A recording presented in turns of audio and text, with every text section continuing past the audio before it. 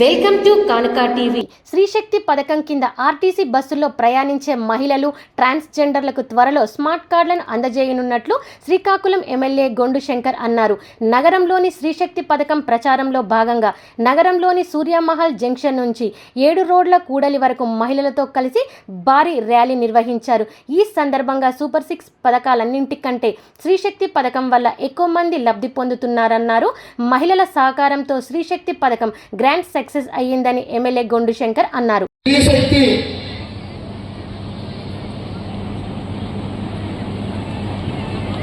సభ నిర్వహించుకుంటున్న సందర్భంగా ఈ కార్యక్రమానికి ఇచ్చేసినటువంటి జనసేన, బీజేపీ, తెలుగుదేశం పార్టీ కూటమి మహిళా నాయకురాళ్ళకి, అలాగే నాయకులకు, అలాగే కార్యకర్తలకు, సోదరిమణులకు, అలాగే వేదిక ముందున్నటువంటి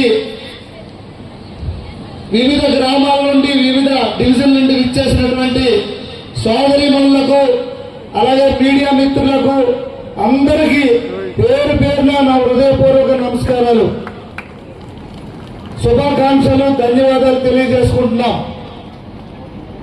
ఆడబిడ్డలను, అక్క చెల్లెలను సామాజికంగా, ఆర్థికంగా పైకి తీసుకొచ్చి వారి కాళ్ళపై వాళ్ళు సొంతంగా వ్యాపారాలు చేసుకొని ఎదగాలన్నదే తెలుగుదేశం ప్రభుత్వం, తెలుగుదేశం పార్టీ యొక్క నినాదం, అలాగే కూటమి ప్రభుత్వం యొక్క ఆశయం.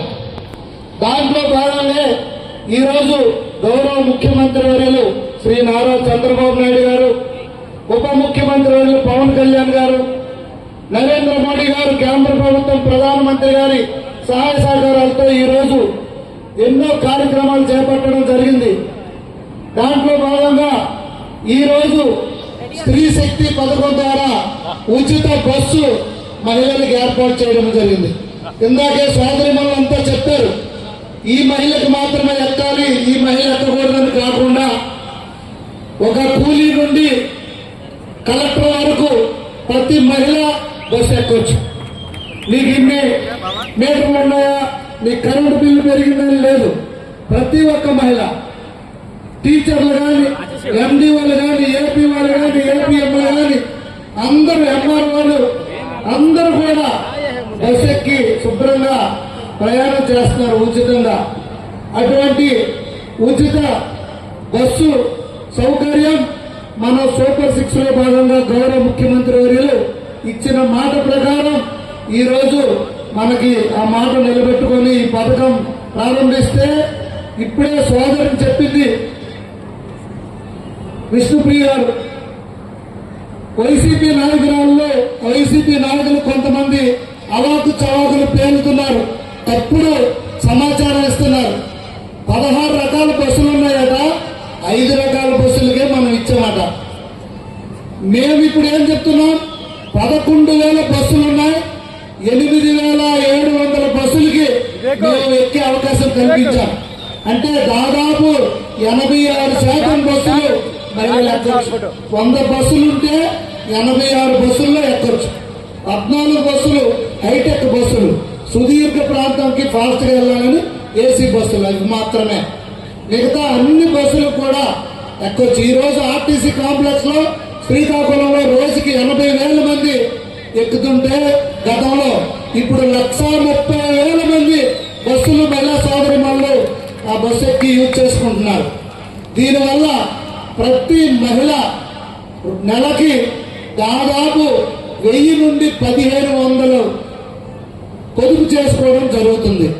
ఒక మహిళకు నేను ఒకరోజు అడిగితే బస్ స్టాండ్ లో 10,000 రూపాయల పైచీలకు ఆవిడ బస్సు, ఉచిత బస్సు ద్వారా సేవింగ్ పొదుపు చేయగలుగుతుంది. ఎందుకంటే ఆవిడ రోజు ఉద్యోగం కోసం విశాఖపట్నం వెళ్లి వస్తుండేది. దానివల్ల రోజుకు 300 నుండి 350 రూపాయలు ఆవిడ ఖర్చు అయ్యేది. ఈ రోజు ఈ ఉచిత బస్సు ద్వారా ఆవిడ ఫ్రీగా వెళ్లి వస్తుంది.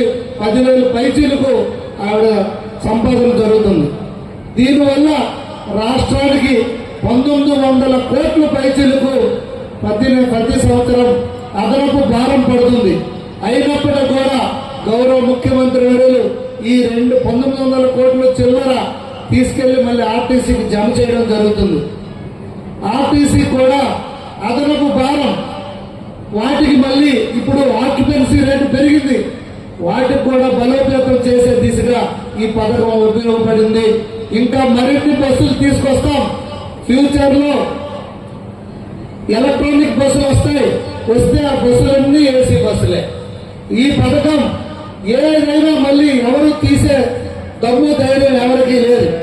ఈ స్త్రీ శక్తి పథకం ఈ స్త్రీ జాతి భూమి మీద ఉన్నంత వరకు ఈ రాష్ట్రంలో అమలవుతుంది. మీకందరికీ ఉపయోగపడుతుంది. ప్రతిరోజు ప్రతి మహిళ రాష్ట్రంలో ఎక్కడికైనా తిరుక్కోవచ్చు. కొన్ని బస్సులు